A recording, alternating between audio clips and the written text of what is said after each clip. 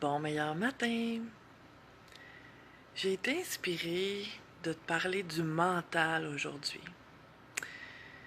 Parce que, il y a beaucoup d'informations qui circulent dans le domaine de la spiritualité. Et c'est pas toujours des informations que je trouve justes. Et j'avais envie de te partager ma vision du mental ce matin. La façon que je vois ça, il y a une partie de notre mental que oui est lourde. Parce que c'est quand même notre mental. Bon matin, Daniel. Bon matin, Isabelle. C'est notre mental qui crée nos pensées. Mais en fait, là, c'est pas notre mental qui est fautif. C'est tout ce qu'il y a en dessous, dans notre inconscient, qui n'a pas été réglé, ou géré, ou libéré, ou épuré. C'est-à-dire nos peurs, qui partent, en fait, tout ça, là, part de nos blessures. Bon matin, François. Monsieur François. Et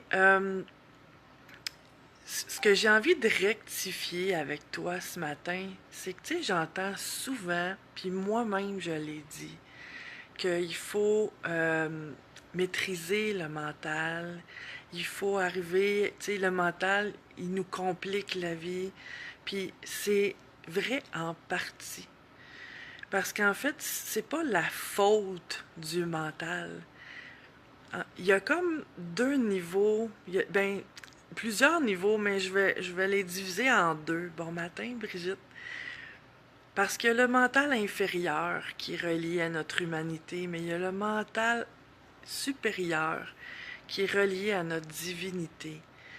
Et je les divise en deux, mais en fait, c'est la même énergie. C'est comme n'importe quoi, il y a des hautes vibrations, il y a des basses vibrations.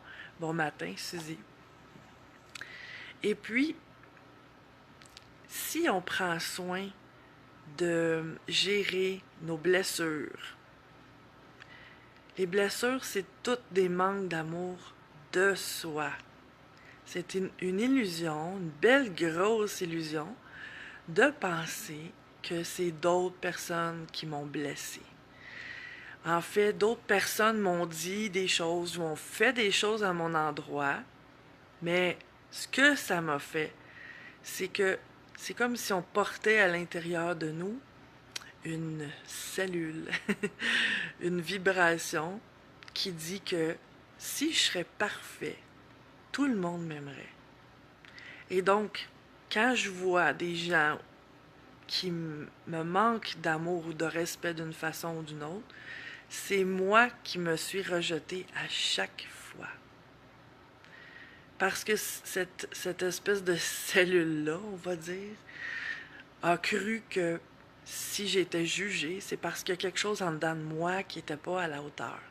Et ça, c'est un gros mensonge, c'est une grosse illusion, et on n'est pas conscient de toutes ces blessures-là qu'on porte en nous. Bon matin, Pauline. Et quand on les gère, ces blessures-là, parce qu'en fait, c'est pas si compliqué, on a juste à regarder comment les gens nous traitent. Puis comment que nous, on se traite. Puis de rectifier. Comment on peut rectifier ça? Ben, si je remarque que j'arrête pas de me rabaisser, il est peut-être temps que je vois les belles choses que je fais. Puis de comprendre que ça se peut que je fasse des choix que je regrette par la suite. Parce qu'au moment où je l'ai fait, j'ai pensé que c'était ça la meilleure chose. Je peux pas tout savoir tout le temps.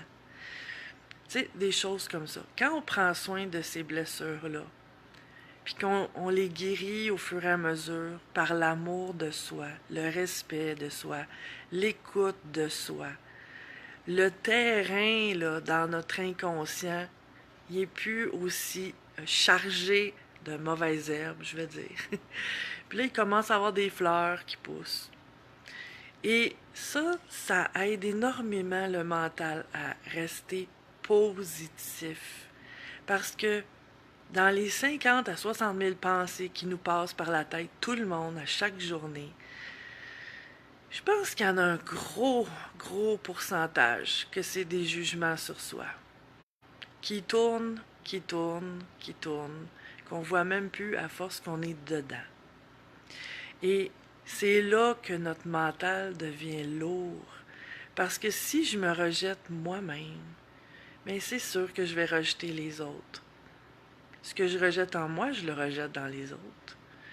Puis si je me rejette moi-même, je me sentirai pas à la hauteur, j'aurai pas aussi confiance en moi. Donc la vie pour moi va être difficile. Je vais avoir mis une espèce de sceau sur la vie qui la condamne à être difficile pour moi. Pas parce que la vie est difficile, parce que moi, j'ai de la difficulté à gérer les situations dans ma vie. Je dis souvent aux gens, si tu avais confiance en toi à 100%, de quoi tu aurais peur? Eh bien, ils finissent par réaliser qu'ils n'auraient peur de rien.